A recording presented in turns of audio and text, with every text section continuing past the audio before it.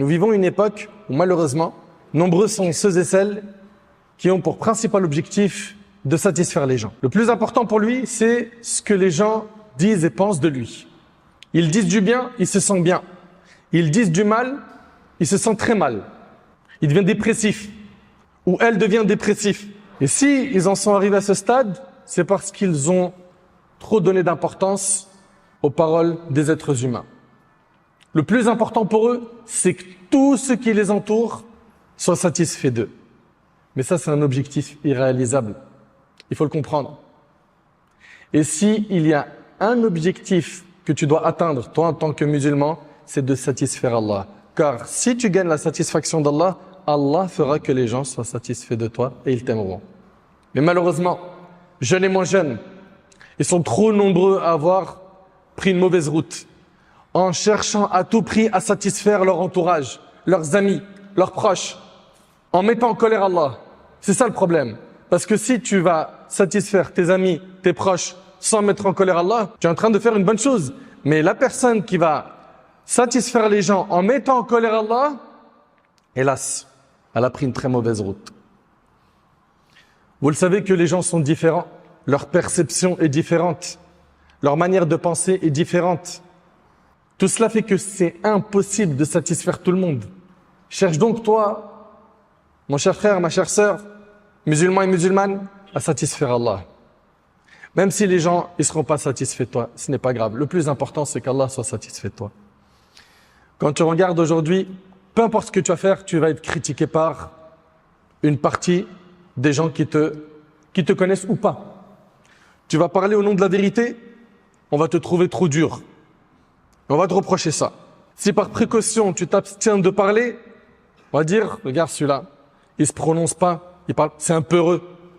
Ou bien, on va considérer que tu es hautain. On va te coller quelque chose. Si tu rends visite souvent à tes proches, on dirait que tu es lourd. Si tu diminues les visites, on va dire que tu es en train de rompre tes liens de famille et tu manques à tes devoirs. Si tu montres un bienfait à ceux qui t'entourent, ils peuvent t'envier. Si tu caches ce bienfait pour pas que tu sois envié, te protéger du hasad, on va te reprocher de dissimuler un bienfait. Si tu fais quelque chose, c'est le mauvais soupçon. Ah, elle a fait ça? Il a fait ça? Sûrement c'est parce que... Et tout de suite, ça va dans la direction du mauvais soupçon. Si tu fais quelque chose, ils ont de mauvais soupçons. Si tu souris, ils disent que tu es faible. Si tu fronces les sourcils, ils disent que tu es violent.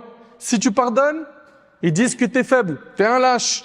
Si tu te montres sévère, tu es un tyran. Comprenez, mes chers frères, mes chères sœurs, que satisfaire les gens, c'est impossible. C'est impossible. Et apprenez ces quelques paroles, cette sagesse.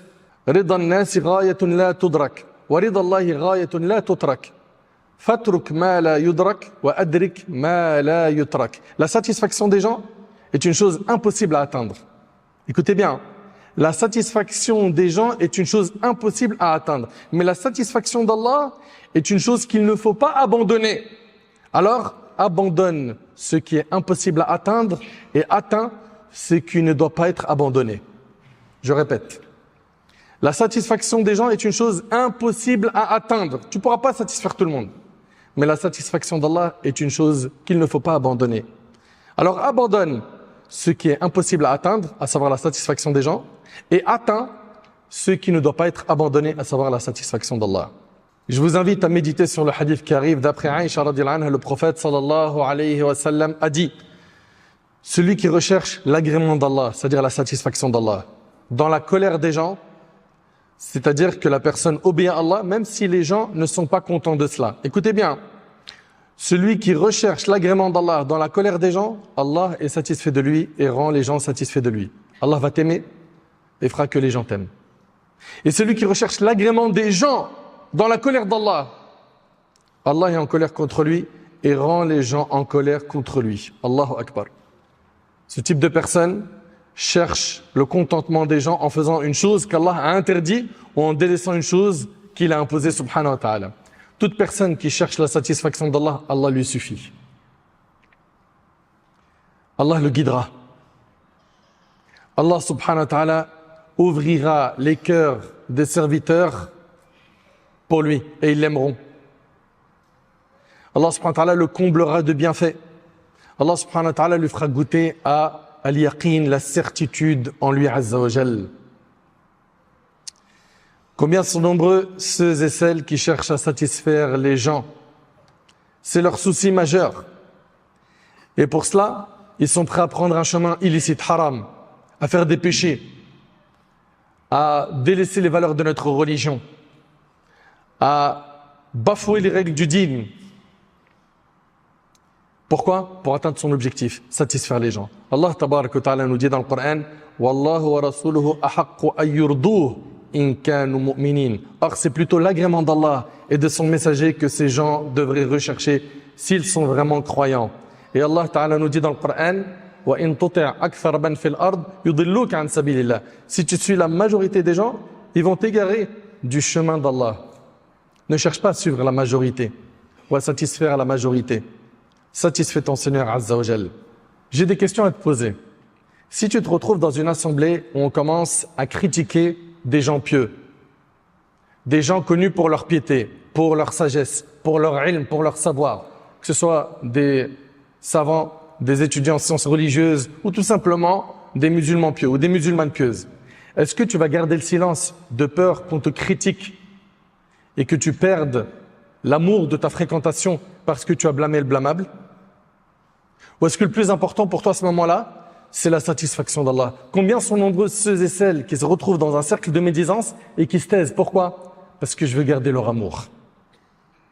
Je veux satisfaire tout le monde.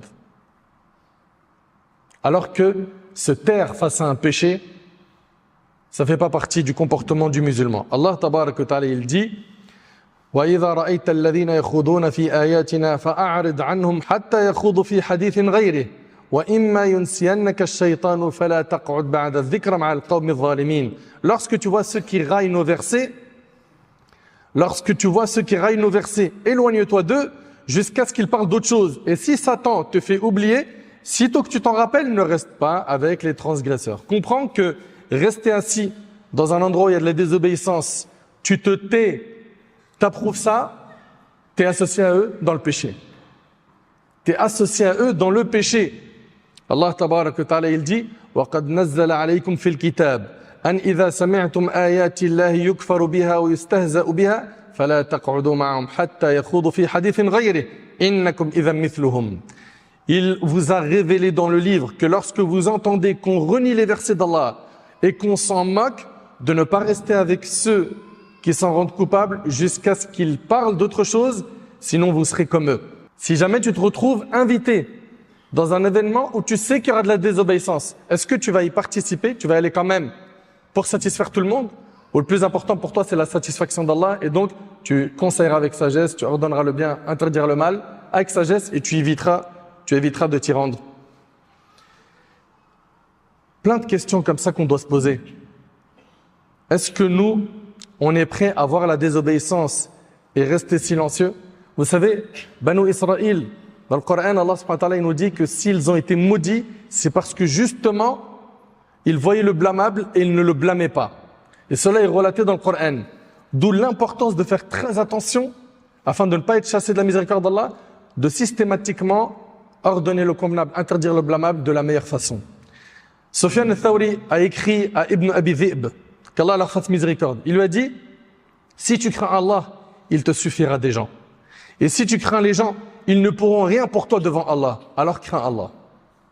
Je répète, il lui a dit: si tu crains Allah, il te suffira des gens. Et si tu crains les gens, ils ne pourront rien pour toi devant Allah. Alors crains Allah. Un conseil global et concis.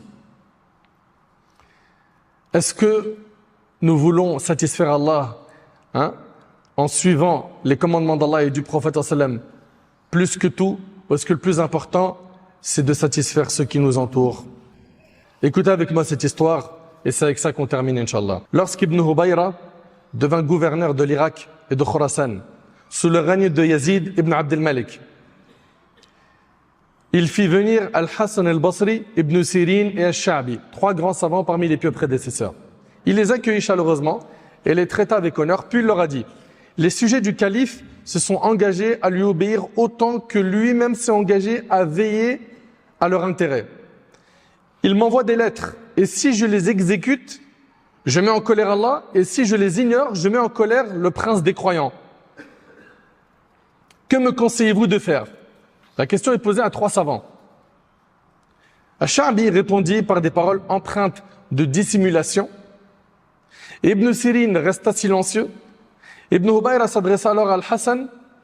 Il lui a dit: oh Abu Saïd, c'est sa cogné à son surnom, il lui a dit: que dis-tu? Al-Hassan répondit, il lui a dit: oh Ibn Hubayra, crains Allah à propos de Yazid, le gouverneur. Crains Allah à propos de Yazid et ne crains pas Yazid à propos d'Allah. Car Allah, glorifié et exalté soit-il, te protégera de Yazid, mais Yazid ne pourra pas te protéger d'Allah. Ô Ibn Hubayra, il n'y a pas d'obéissance à une créature si cela implique de désobéir au Créateur. Ce que Yazid t'a écrit, expose-le au livre d'Allah. Ce qui y correspond, mets-le en œuvre. Et ce qui le contredit, ne le mets pas en œuvre, car Allah est plus en droit de toi que Yazid. Et le livre d'Allah est plus prioritaire pour toi que son écrit. Al-Hassan continua de lui parler ainsi jusqu'à ce qu'il le fasse pleurer. Jusqu'à ce que Ibn Hubayra a pleuré. Après avoir pleuré, le gouverneur leur envoya leur récompense. Il donna à Al-Hassan al-Basri 4000 dirhams et à ses 2 compagnons 2000 dirhams chacun.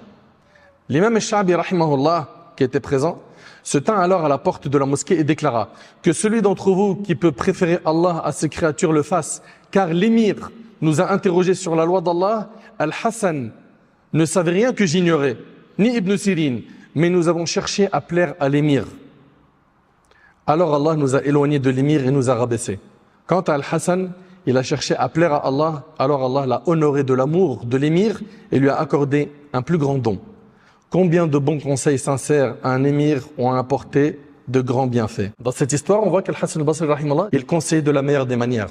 Il était sage et il recherchait avant tout la satisfaction d'Allah Azza wa Jal. Le chemin pour préférer ce qui plaît à Allah plutôt que ce qui plaît aux créatures se trouve dans l'édification du cœur par la foi. Plus ta foi va être forte, plus tu ne chercheras qu'à satisfaire Allah. Plus ta foi elle est faible, plus le plus important c'est: mes potes, mes copains, mes amis, faut qu'ils soient satisfaits de moi, même si je désobéis à Allah. Tout ça vient d'un problème de foi. Renforce bien ta foi, mon frère, renforce ta foi, ma sœur. Le fondement de cela, comme a dit Ibn al-Qayyim, repose sur 2 choses. Écoutez attentivement, s'il vous plaît, c'est avec ça qu'on termine. Le fondement de cela, si tu veux te retrouver, toi, à penser qu'à la satisfaction d'Allah et à mettre ça dans tes plus hautes priorités, ça doit être ta plus haute priorité, eh bien, il te faut 2 choses. Que tu te détaches de cette vie d'ici-bas et de l'amour du prestige. Si aujourd'hui les gens sont arrivés à un stade où ils veulent satisfaire tout le monde, c'est parce qu'ils ont hubb ad-dunya. Ils aiment tellement ce bas monde que c'est ça le plus grand objectif pour eux. Et un deuxième problème, c'est l'amour du prestige. Ils veulent à tout prix que leur image brille chez tout le monde. Alors que le plus important, c'est qu'Allah subhanahu wa ta'ala soit satisfait de toi. Ibn al-Qayyim dit: quiconque faiblit ou recule, c'est uniquement à cause de son amour pour la vie et pour la pérennité, ou par désir des louanges des gens et par aversion pour leur blâme. Mais s'il se détache de ces 2 choses, hubb ad-dunya et l'amour du prestige, tous les obstacles s'éloigneront de lui et il pourra la cheminer vers Allah subhanahu wa ta'ala tranquillement. Donc mes chers frères, mes chères sœurs, gardez en tête que le plus important dans notre vie, c'est qu'Allah subhanahu wa ta'ala soit satisfait de nous. Avant de faire une action, pose-toi la question: est-ce qu'Allah il sera satisfait de moi, oui ou non? Est-ce qu'Allah subhanahu wa ta'ala va être en colère contre moi si j'obéis à mes amis pour leur faire plaisir? Pose-toi la question, tu es musulman. Tu es musulman, tu te dois de satisfaire Allah subhanahu wa ta'ala afin de gagner ici-bas et dans l'au-delà, car dans le cas contraire, tu perdras beaucoup, tu auras accumulé beaucoup de péchés et tu t'exposes à de grands dangers le jour du jugement. J'implore Allah subhanahu wa ta'ala de nous guider